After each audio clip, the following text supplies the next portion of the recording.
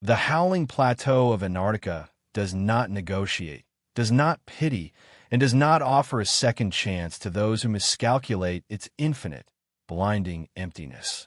In December 1912, a 30-year-old Australian geologist named Douglas Mawson found himself standing on the edge of a frozen abyss, looking down into a blue-black void that had just swallowed his close friend, his best sled dogs, and the vast majority of his survival supplies. He was more than 300 miles away from his base camp at Cape Denison, a place already known as the home of the blizzard, where winds routinely screamed at over 100 miles an hour.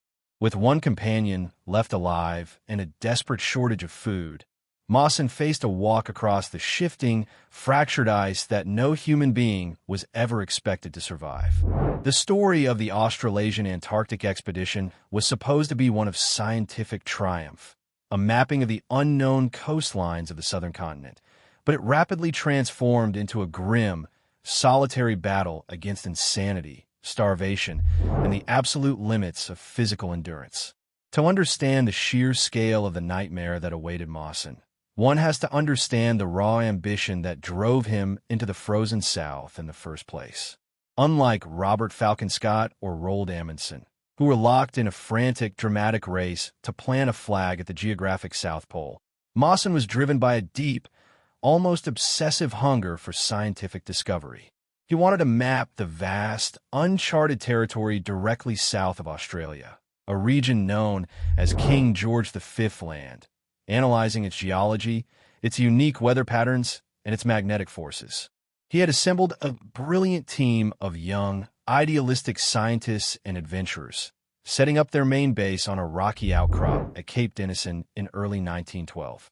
They quickly discovered that they had pitched their tents in the windiest place on Earth, a coastal nightmare where katabatic winds roared down from the polar plateau with the force of a continuous hurricane. For months, they lived trapped inside their wooden hut, listening to the timber groan under the immense pressure of the gales, waiting for the brief, unstable calm of the Antarctic summer to launch their field explorations.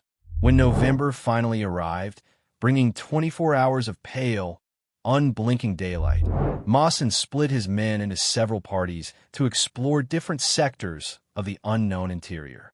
His own group, designated the Far Eastern Party, was designed to push deep across the glaciated plateau to the east, covering as much ground as humanly possible before the winter grip tightened again. Accompanying Mawson were two exceptionally capable men who shared his passion and his iron discipline. Lieutenant Belgrave Ninnis, a 23-year-old British Army officer with a deep love for adventure, was put in charge of the expedition's 26 sledge dogs. Xavier Mertz, a 28-year-old Swiss ski champion and doctor of laws, brought unmatched athletic endurance and an optimistic spirit to the team. Together, these three men set out onto the glittering ice sheet, driving two heavily laden sledges packed with pemmican, biscuits, tents, instruments, and dog food, confident that their careful planning would see them through the challenges ahead. The initial weeks of a journey were an exercise in relentless, exhausting labor, a steady crawl across an endless landscape of sastrugi, the sharp, wave-like ridges of hard snow carved by the constant winds.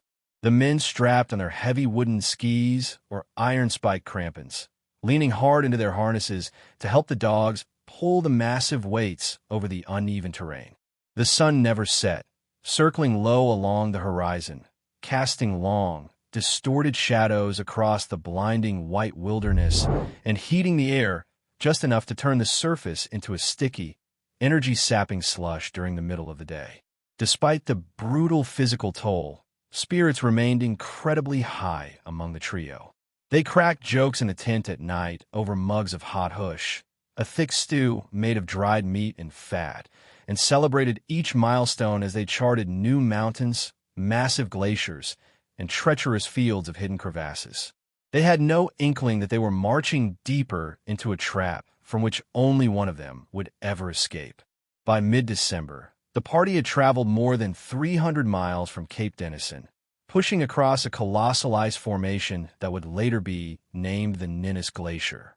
The landscape here was deceptive, a smooth, gently rolling plain that hid a terrifying network of deep, ancient crevasses masked by thin, fragile bridges of blown snow. On December 14th, the air was clear and the sun was bright, making it incredibly difficult to spot the subtle dips in the snow that indicated a hidden cavern beneath the ice. Mertz was out in front on his skis, singing softly to himself as he scouted the trail, looking for any signs of danger.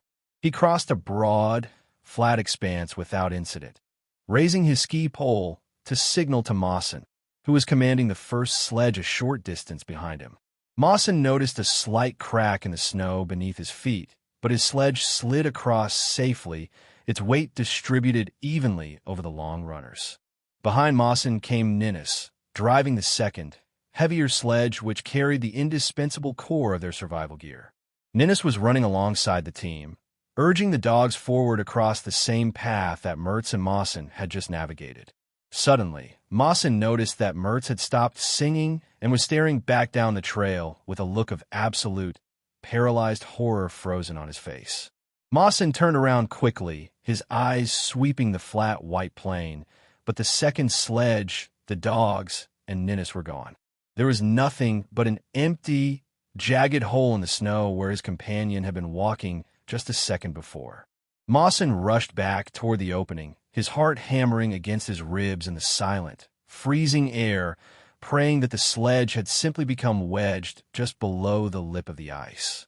When Mawson reached the edge of the newly formed chasm and peered over into the depths, his worst fears were instantly realized.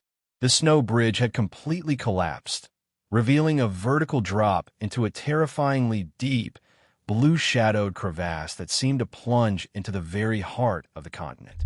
Far down in the darkness, roughly 150 feet below the surface, he could see a single, injured dog caught on an icy ledge, its whimpering cry echoing faintly up through the cold air. Beside the dog lay the shattered remnants of the sledge. Of Ninnis, there was no sign whatsoever. He had been positioned at the rear of the heavy load and had fallen straight past the ledge into the bottomless depths of the abyss. Mawson and Mertz screamed his name into the hole for over 3 hours, their voices growing hoarse, but the only response was the mocking whistle of the wind across the opening. The realization of their situation struck the two remaining men with the force of a physical blow. They had no rope long enough to descend to the ledge, and even if they did, the ice walls were dangerously unstable, threatening to collapse and bury anyone who attempted a rescue. More devastatingly, a quick inventory of the remaining first sledge revealed a catastrophic reality. The second sledge had carried their heavy alpine tent, the main spade, all of the dog food, and nearly all of the human provisions, including their entire supply of meat, sugar, and cocoa. Mawson and Mertz were left with nothing but a spare tent cover without any poles, a tiny fraction of their own food, and 6 weak, starving dogs that had been deemed too old or feeble to pull the primary load. They were stranded in the most hostile environment on Earth, 311 miles from safety, with only a few days of half rations to sustain them. The immediate priority was survival, forcing them to push aside their profound grief for their fallen friend and focus entirely on the impossible journey back to Cape Denison. They had to modify their remaining gear quickly, using a pair of skis to fashion a crude frame for the spare tent cover so they would have some form of shelter against the nightly winds. With no food left for the remaining dogs, Mawson made the agonizing decision that they would have to sacrifice the animals one by one as they marched. The meat from the dogs would provide the only source of nourishment for both the surviving pack and the two men. It was a gruesome, heartbreaking necessity that cast a grim pall over the camp, but it was the absolute mathematical reality of their situation. On the evening of December 15th, after a brief, solemn burial service at the edge of the crevasse for Ninnis, they turned their faces westward and began the long crawl home. The return journey quickly devolved into a slow-motion descent into living torment. The dog meat was incredibly tough, stringy, and devoid of any fat, providing almost no caloric value to the exhausted men who were burning thousands of calories a day just trying to stay warm. To make matters worse, they had to consume every single part of the animals to maximize their intake, including the paws, the skin, and the livers. They did not know at the time, but the livers of husky dogs contain dangerously high, toxic concentrations of vitamin A. As Mawson and Mertz forced themselves to swallow the oily, bitter meat night after night, they were inadvertently poisoning themselves, causing a slow, systemic breakdown of their own bodies that would soon manifest in horrific ways. By late December, the physical degeneration of both men was becoming alarmingly apparent. Their skin began to dry out, cracking open in deep, painful fissures that bled constantly in the sub-zero air. Large patches of hair began to fall out from their scalps, leaving them raw and exposed beneath their woolen caps. The most terrifying symptom, however, was the condition of their feet. The skin on the soles of their feet began to separate entirely from the underlying tissue, peeling away in great, bloody sheets and leaving the raw, nerves-exposed flesh underneath to press directly against the insides of their stiff, freezing leather boots. Every single step across the hard, jagged sastrugi became an exercise in unimaginable agony, a sensation like walking on broken glass with open wounds. Yet, they could not stop. To sit down for more than a few hours meant certain death by freezing.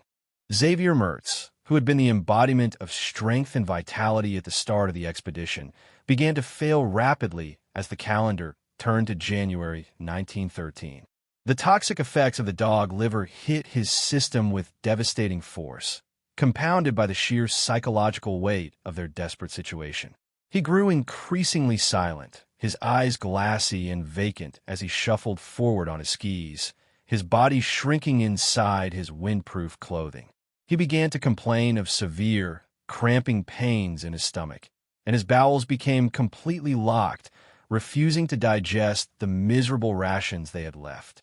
Mawson did everything in his power to support his friend, taking on the bulk of the physical labor, pulling the sledge himself, and giving Mertz the choice pieces of food, but it was like trying to hold back an avalanche with an open hand. On January 3rd, the situation grew even more critical when Mertz became too weak to stand, his legs buckling beneath him the moment he tried to step out of the makeshift tent. He suffered a series of violent fits, his body shaking uncontrollably as he drifted in and out of a wild, feverish delirium. He began to hallucinate, speaking in a mix of French and German, screaming at imaginary figures in the snow, and at one point, in a fit of mad rage, he bit off the tip of his own finger.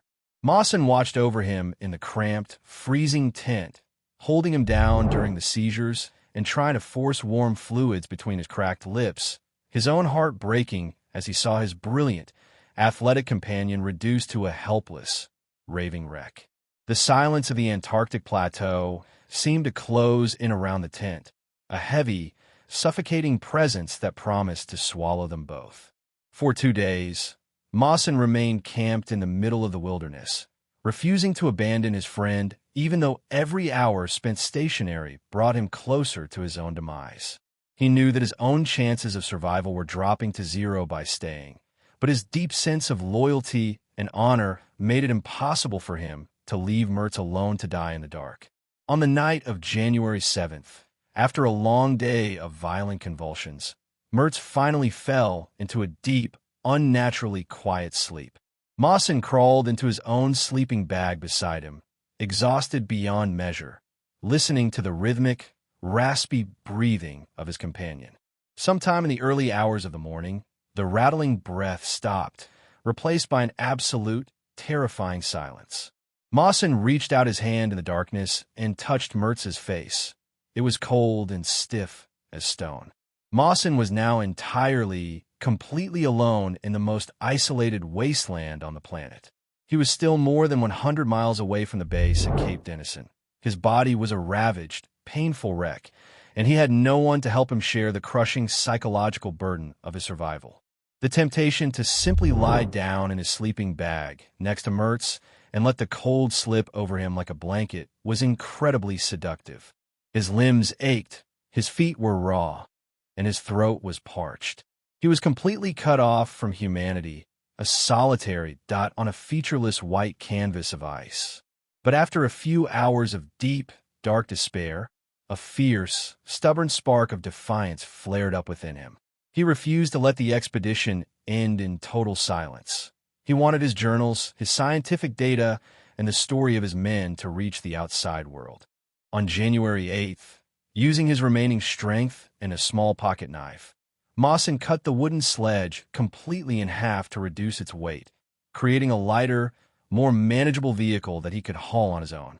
He wrapped Mertz's body in the spare tent fabric and buried him beneath a mound of heavy snow blocks, constructing a crude wooden cross from the discarded pieces of the sledge to mark the lonely grave. He then sat down in the snow and spent hours carefully paring away the dead, blackened skin from the soles of his own feet, binding the raw flesh with thick layers of zinc cream and bandages before pulling on multiple pairs of woolen socks and his stiff boots.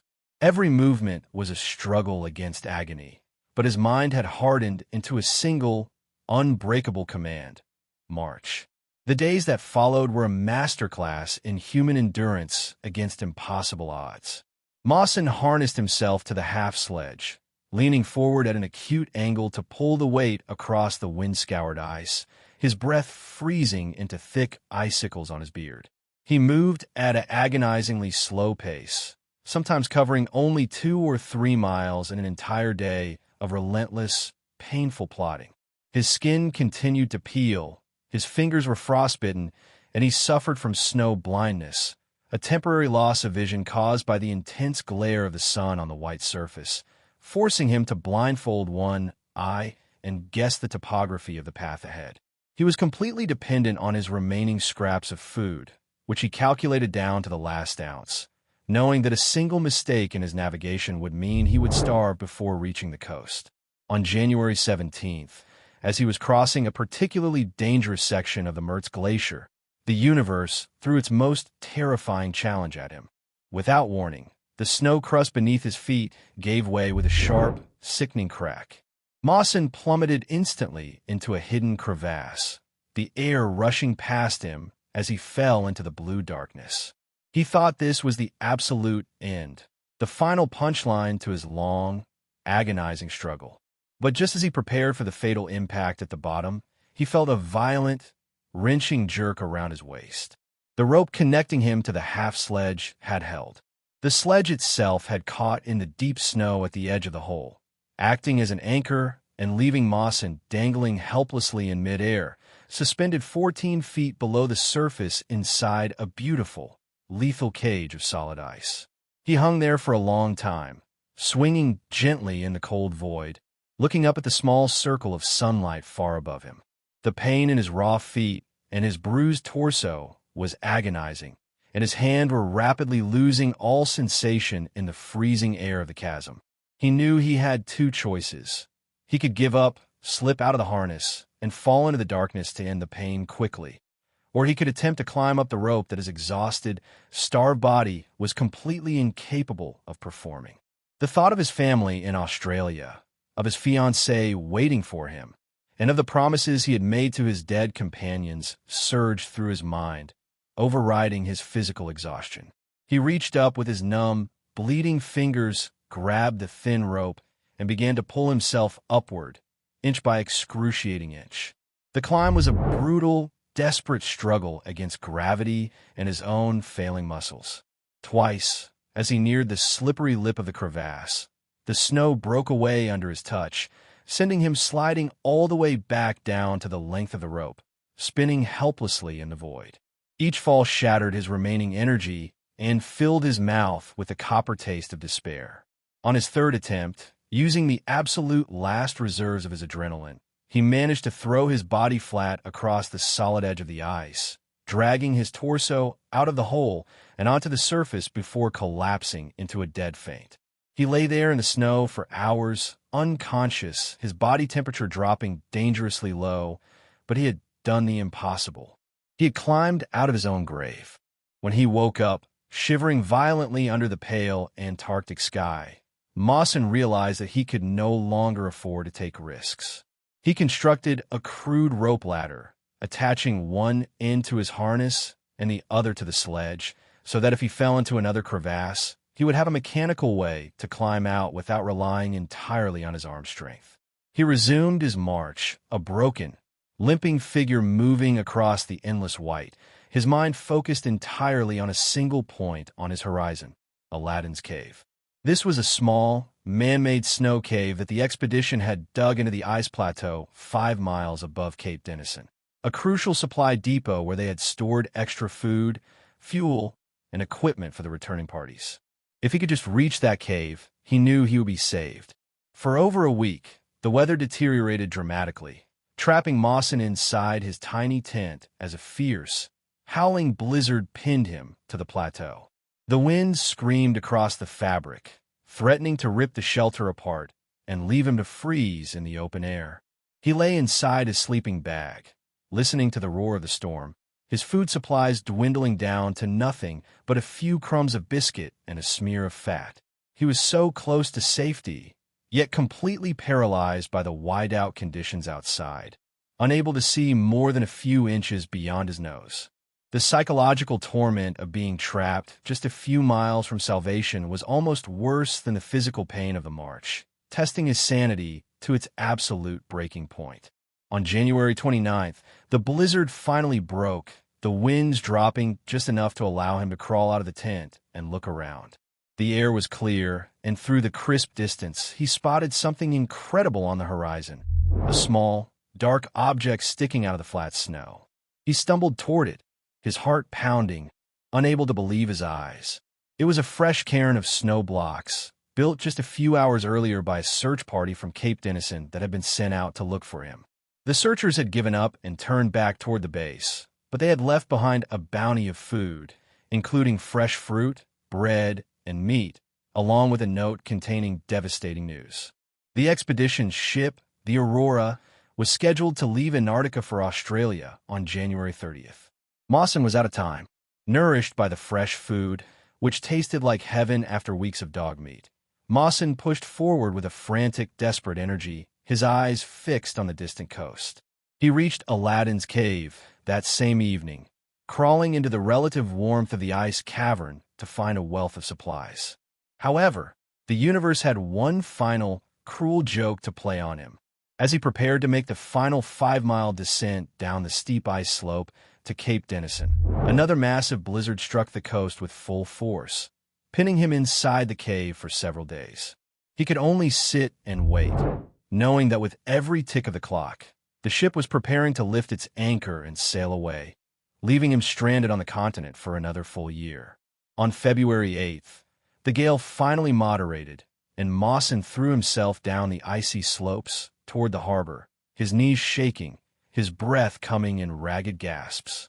As he reached the top of the ridge overlooking the bay at Cape Denison, he looked out across the gray, white-capped waters of the ocean. His heart shattered into 1,000 pieces.